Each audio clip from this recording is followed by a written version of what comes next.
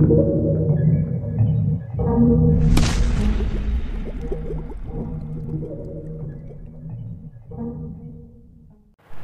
dan selamat pagi Bapak Ibu semua. Semoga kita semua dalam keadaan baik. Pagi hari ini saya mengajak kita untuk merenungkan satu bagian firman Tuhan yang saya pilih dari Yeremia pasal 28.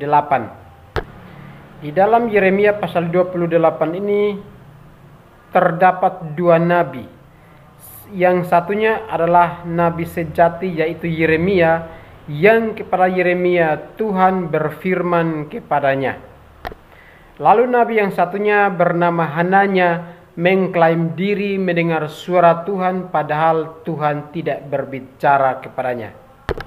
Dari mana kita tahu Hananya adalah nabi palsu? Kita tahu dari ayatnya yang ke-15 dari Yeremia pasal 28, dikatakan bahwa lalu berkatalah nabi Yeremia kepada nabi Hananya, dengarkanlah hai Hananya, Tuhan tidak mengutus engkau, tetapi engkau telah bernubuat. Engkau telah membuat bangsa ini percaya kepada dusta. Menjalani kehidupan iman Kristiani kita harus berhati-hati dengan orang-orang di sekeliling kita. Secara khusus di dalam satu iman, orang-orang yang satu iman atau orang Kristen yang lainnya. Sebab ada orang Kristen tertentu yang mengklaim diri mendengar suara Tuhan, padahal Tuhan tidak berbicara kepadanya. Lalu dia mengatakan, aku mendengar suara Tuhan. Sebagai umat Tuhan, kita harus memiliki kemampuan untuk bisa membedakan nabi palsu dan nabi yang berasal dari Tuhan, atau nabi yang kepadanya Tuhan berbicara. Memang di dalam kenyataan, kadang-kadang saya ketemu dengan orang yang mengklaim diri saya mendengar suara Tuhan. Kemudian saya juga pernah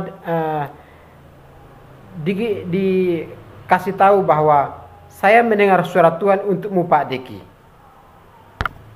Jadi kamu harus berhati-hati. Oh ya, baik, terima kasih. Tunggu sampai hari ini sudah hampir setahun, nubuatnya tidak pernah terjadi. Yeremia mengatakan bahwa kalau nubuat itu berasal dari Tuhan, maka nubuat itu harus terjadi. Dan ketika nubuat itu terjadi, maka itu adalah bukti bahwa engkau adalah nabi yang sejati. Jadi lewat renungan kita pada pagi hari ini Bapak Ibu, mari kita belajar belajar firman Tuhan dan peka terhadap surat Tuhan, sehingga kita tidak disesatkan oleh nabi-nabi palsu di sekeliling kita dengan mengklaim, aku mendengar suara Tuhan untukmu dan kamu harus berhati-hati, atau aku mendengar suara Tuhan untukmu, kamu pasti diberkati. Kita harus berhati-hati mendengar suara-suara seperti ini, karena kalau suara itu tidak berasal dari Tuhan kemudian kita yakini itu dari Tuhan, maka kita disesatkan oleh orang-orang yang demikian. Lewat firman Tuhan ini kiranya kita ditolong untuk mendengar suara Tuhan dengan baik, sehingga kita mampu membedakan nabi palsu dan nabi sejati.